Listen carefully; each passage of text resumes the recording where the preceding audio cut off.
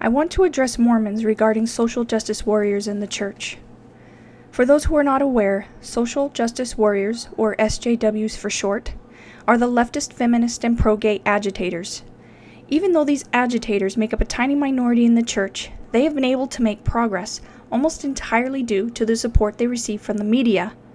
Whether it's the New York Times or the Huffington Post, or local figures like Peggy Fletcher Stack from the Salt Lake Tribune, these Mormon SJWs have a public platform from which they can pursue their agenda. Part of their agenda is to create the perception that there are certain groups within the Mormon Church that are marginalized and even oppressed. By identifying and aligning themselves with these groups, they can create the perception that their causes are noble, that they are merely champions of the downtrodden. This gives them the ability to attack the church while also maintaining a sense of moral superiority with the general public. I have watched over the last few years as every issue, grievance, petition, and protest receives generous amounts of media attention.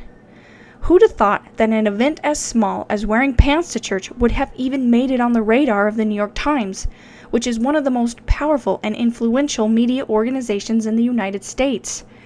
I wonder if they see the irony in using the power of the media to create the perception that they have no power. Make no mistake about it, these Mormon SJWs are incredibly powerful. Not only do they have the media on their side, but also Hollywood, academia, as well as hundreds of groups across the country that are dedicated to bringing social justice into every organization in the United States, and this includes the Mormon Church. And as we have seen, they have no problem using the full weight of their power to pressure our leaders into giving in to their demands. I made this video to show Mormons that no matter how much we bend over backwards to try and appease them and show that we're tolerant, no matter how much we give in to their demands, even if we were to give women the priesthood and allow gays to get married in the church, they would come back the very next day with a new set of grievances and a new set of demands. This is because social justice warriors are driven by an ideology that was specifically designed not to reform institutions, but rather to destroy them. This ideology is manifested in a narrative. According to this narrative, blame for almost all of society's ills, both past and present, lie at the feet of only a handful of groups, mainly whites, males, heterosexuals, and Christians. As if all racism, sexism, homophobia, and every other phobia and ism are characteristics unique only to these groups. The victims in this narrative are, well, basically everyone else, but generally it's women, non-whites, and gays, although the category does expand to include more victim groups like non-binary people, who are people who don't identify with male or female, or people who have alternative sexual orientations. Also, Islam has become a part of the victim category, which is surprising given their intolerance for both women's rights and gays. But hey, according to the narrative, only white Christians can be guilty of intolerance. This narrative is the source of political correctness, which was intended to make it socially unacceptable to openly criticize or express a negative opinion about groups belonging to the victim category, labeling it hate speech. Crimes against these groups are labeled hate crimes and are often heavily publicized by our media. The schools, and especially the universities, are deeply invested in pushing this narrative as well, and will often cherry-pick historical facts and misrepresent statistics in order to support their claims that only certain groups are, and always have been, victims of a culture built by straight white Christian males. I had always been aware of this narrative, but it had never been so in my face than when I was in college. Any information I shared that went contrary to this narrative was either excused or ignored by my professors. It became apparent to me that the narrative was more important to them than the truth.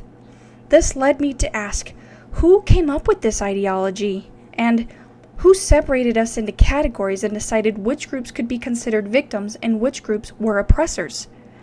After some research, I learned that what my professors were teaching me was an ideology called cultural Marxism. Cultural Marxism shares similar goals to that of regular Marxism in that they aim for a one-world government under communism. The difference between the two is the strategy.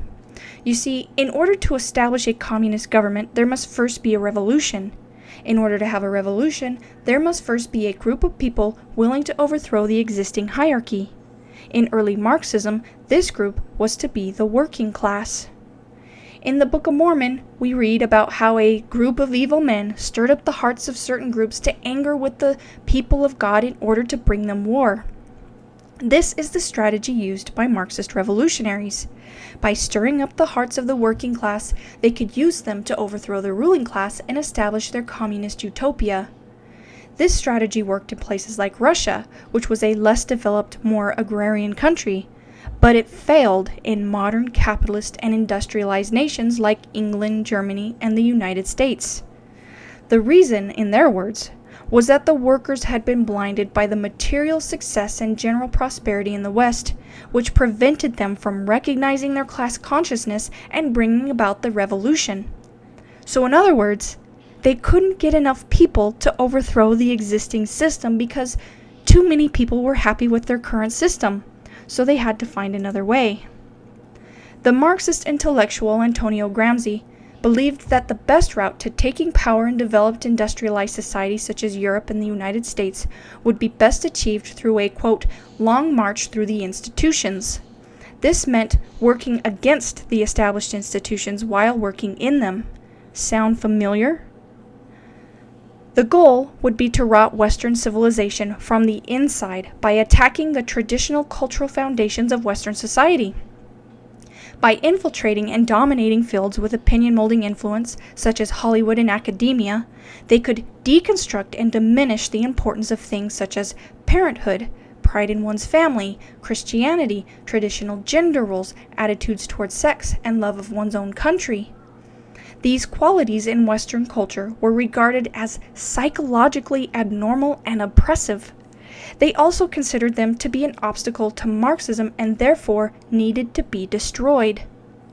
The organization responsible for overseeing this transition and strategy was the Frankfurt School. The Frankfurt School should be known in every Mormon household, especially if your children are going to public schools and universities, as the youth are being heavily indoctrinated into the ideas that originated from this Marxist think tank. The new strategy, as devised by the Frankfurt School, was to disconnect Marxism from economics and attach it to the culture.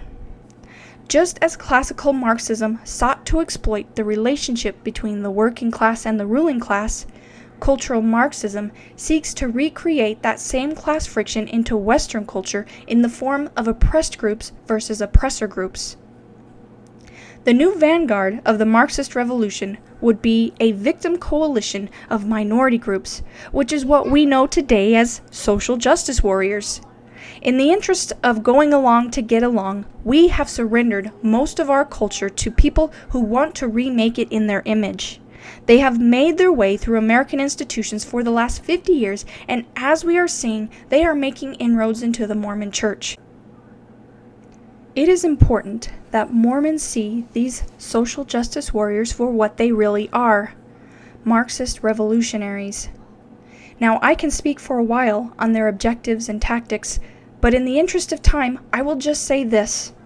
Their ultimate objective is to cause a revolution within the church by turning its own membership against its leaders. It really doesn't get more Marxist than that. My concern is that members will not see them for the threat that they are.